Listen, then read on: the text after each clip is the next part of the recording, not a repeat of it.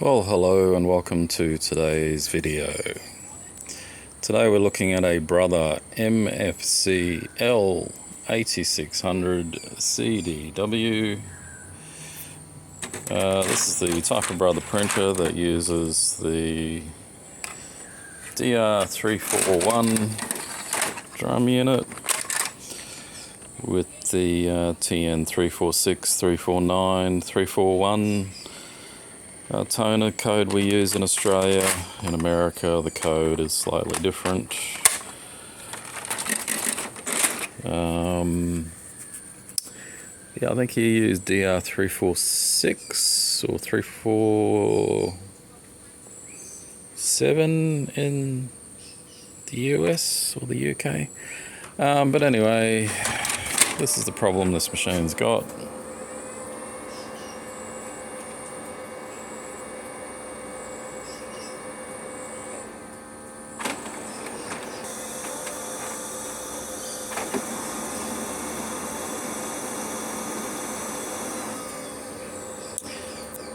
It appears to be fully functional and working, but that's not the problem. So we're going to ask the machine to do a test print.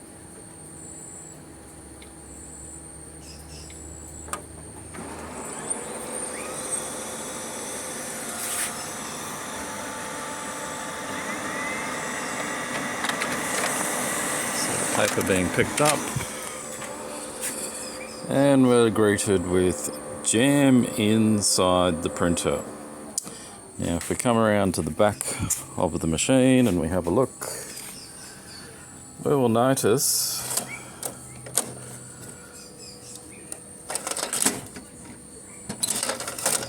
like so, the paper will be out this far out of the machine. Now a key indicator of what the issue is in the way I left this machine before starting the video. I left this open, yet the machine thought it was closed, and that's the key into telling you what's wrong with this machine. So if we pull the paper out again, close the cover up, we come back to the front, it doesn't change. It still remains in the jam mode. So we open the cover, we pull out the drum unit, we look for any bits of paper that are in here, which there will be none. This is for this particular paper jamming issue that we're repairing today. There are a whole plethora of different paper jamming problems. The MFC-L8600 and the MFC-L8650 and the MFC-L9950 all get this problem. And then 9550. So I close the cover up, it clears the message, and it goes back to trying to print. So we're going to stop it because we know the machine's paper jamming.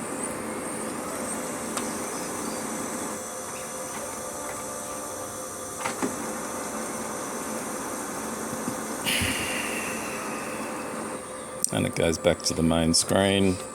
Looks like it's ready for use.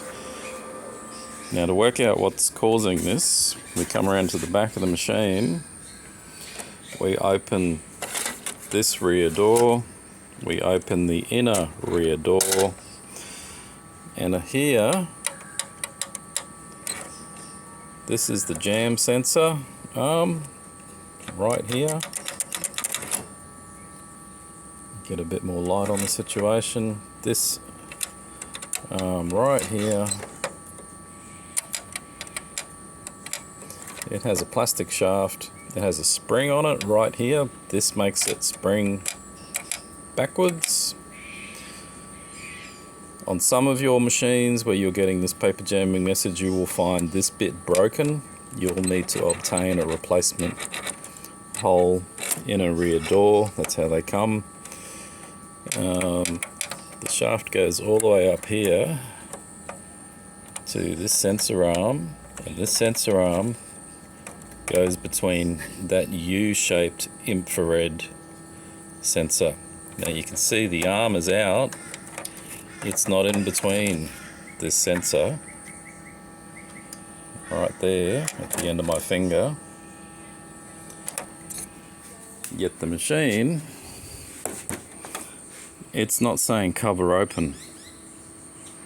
So that shows us that the cause of this paper jamming issue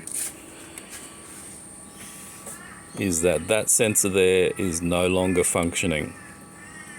It has an infrared diode that lets out infrared light on one side, and on the other side is an infrared receiver. So you would expect the infrared receiver to be receiving the infrared light and triggering itself to say cover open. So what does that tell us? That sensor is faulty. Alright, so we've got to get this sensor out of here. So first thing we're going to do is we're going to spin the machine around so we can work on it. Alright, first we're going to do is lift this up and out. We're going to lift this up and out. There will be a screw here, and there will be a screw here that has to come out. You then pull the tab down here, and the cover will unlock.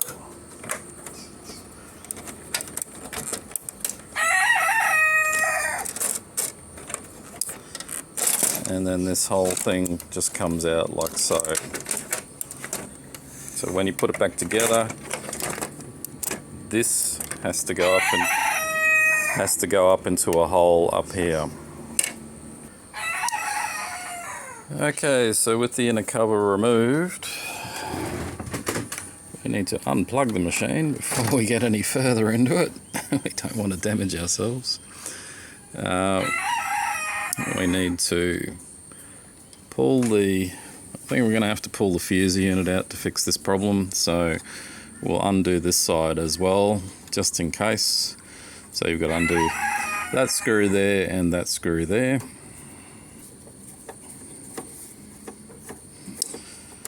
So that's the last screw.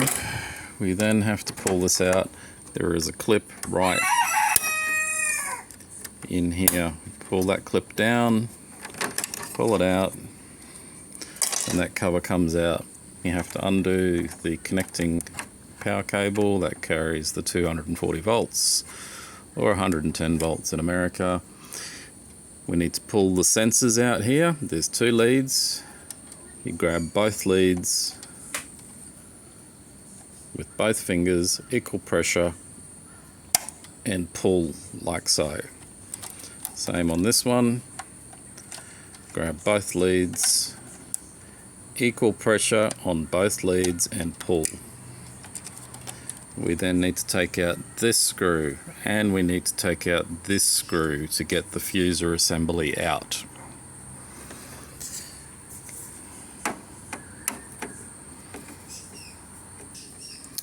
Alright, so that's both screws out.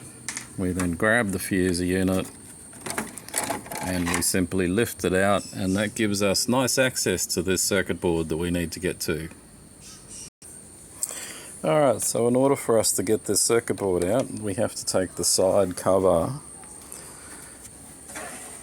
off the printer. So we have to take these two screws out here. There is one screw underneath under there, and there's one screw on the front. So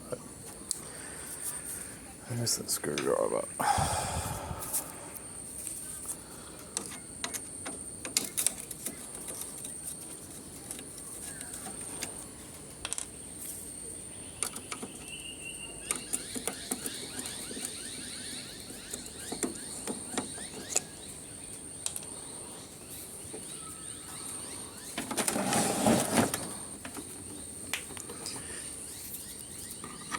Oh, the screw hiding in there.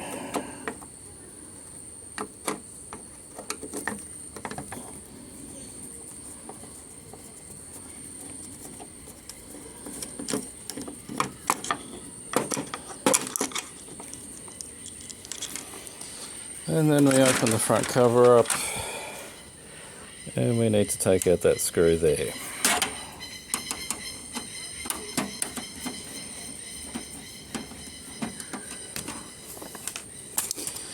Next step, we have to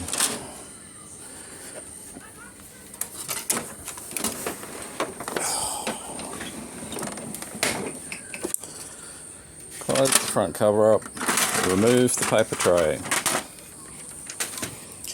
There is another screw hiding down in here.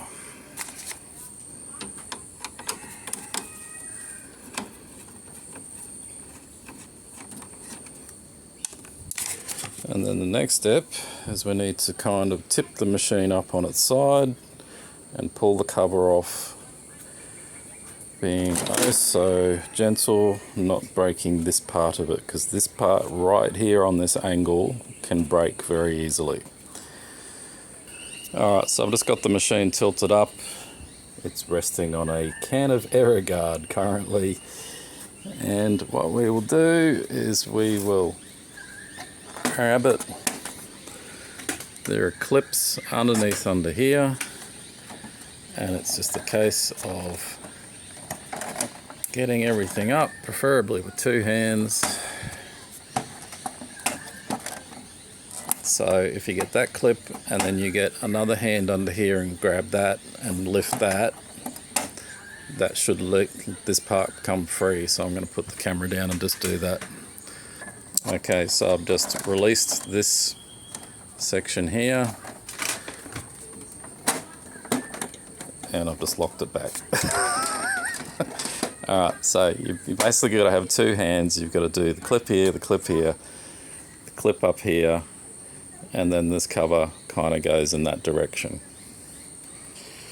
Now, if you've also got a network plug in here, it's a little plastic clear plug.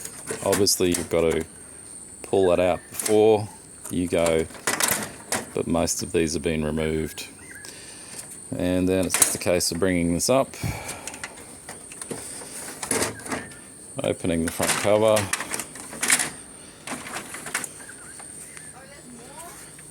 and then we lift that up, and then that covers off. And what we've got to get access to is this plug right here. This is the sensor plug that connects to this board down here. So we will grab it with both fingers and we will lift it up like so. Drag it down through the maze. We will go under here. There is a clip on the back up here. Push that clip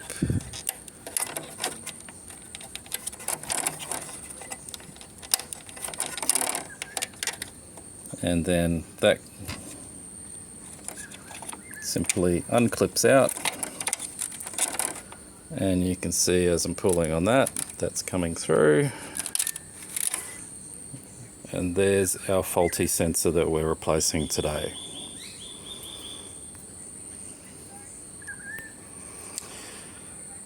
So, yeah, that's the cause of the paper jamming problem. So here we have our replacement.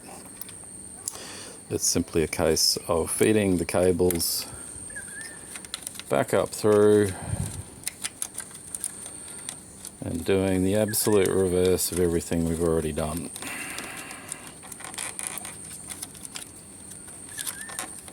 So you can buy this part on my website. My website is fixitfasterelectronics.com. We ship worldwide for free. The postage is factored into the cost of the part, and it's simply a case of plugging that in.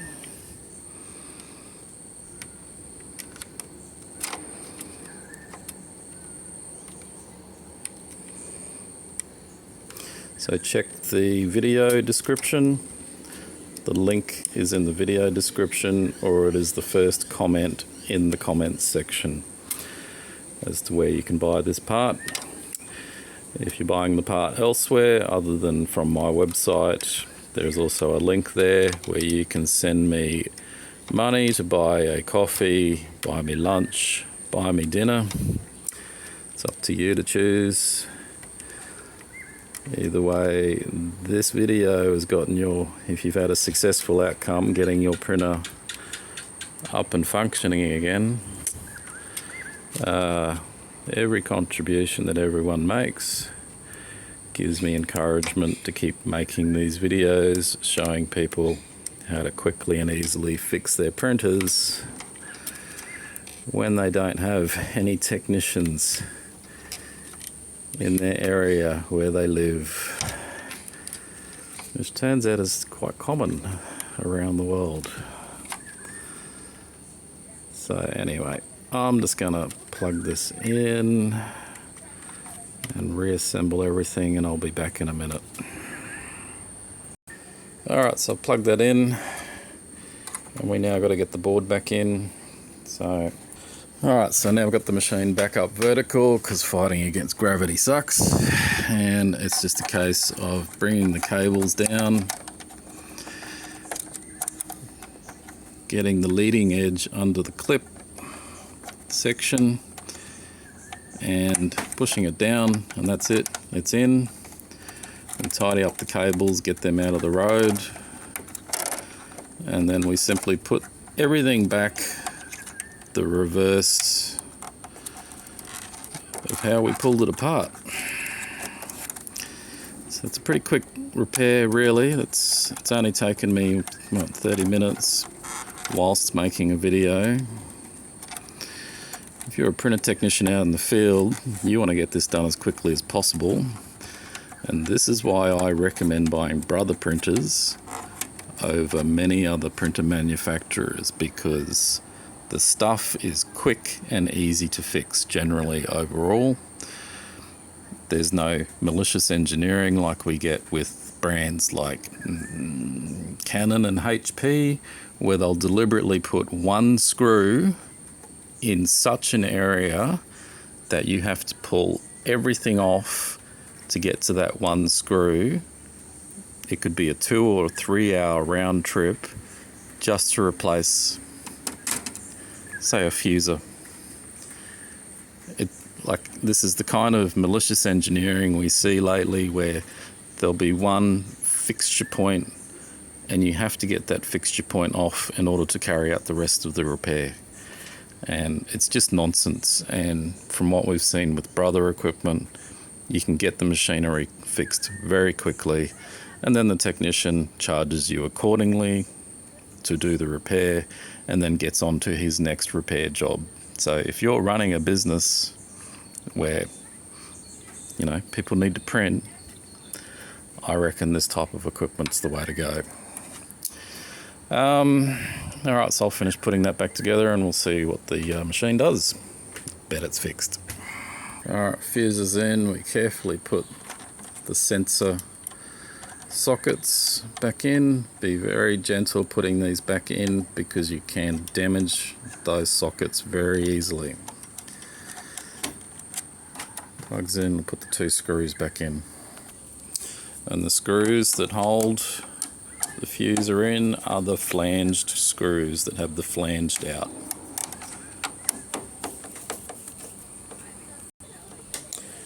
Alright, so we got both screws in, holding the fuser unit in. Fuser unit's firm. We take this cover on the left hand side, it goes, do not lose that.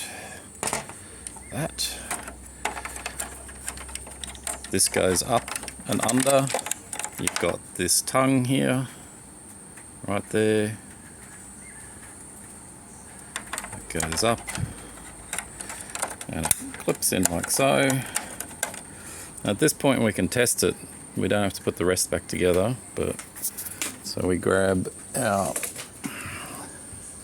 inner cover, it locks in down here and slides.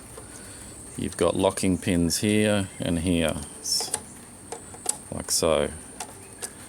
Let's plug it in and see what it does. Alright, so we plugged it in, it's starting up.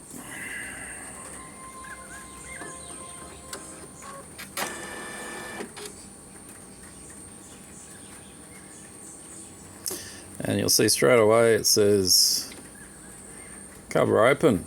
And guess what? cover is open. So if we close this up,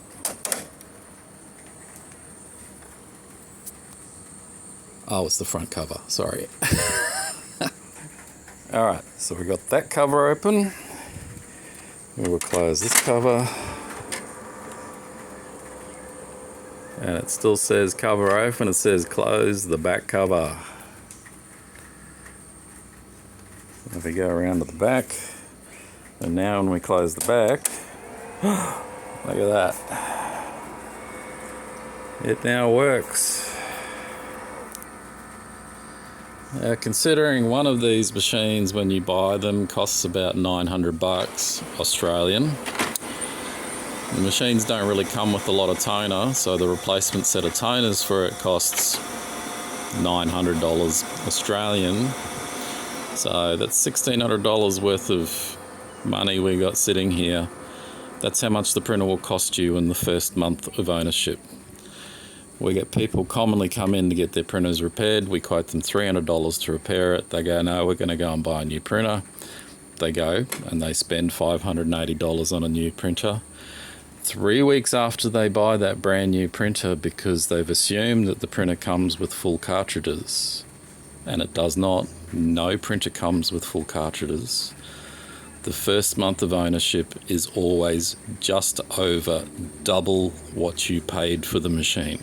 So just keep that in mind when you're choosing not to repair your printer. So we will open the cover now.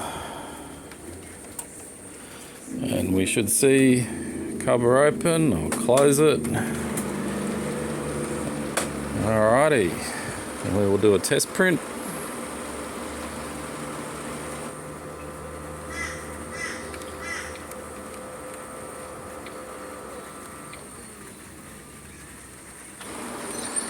We'll come around to the back of the machine.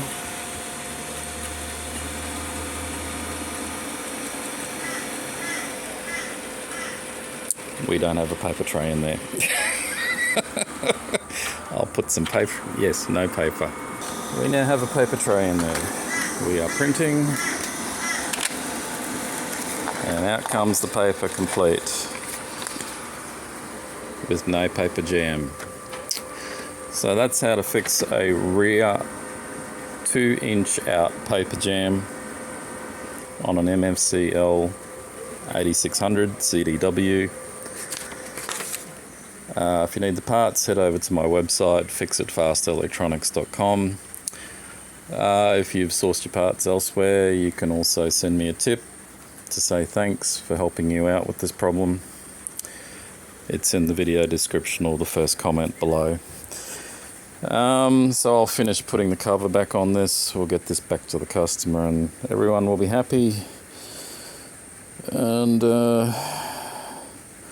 yeah, I think that'll do for today. So more videos coming. Hopefully, I just got to find some spare time. And yep, thanks for watching.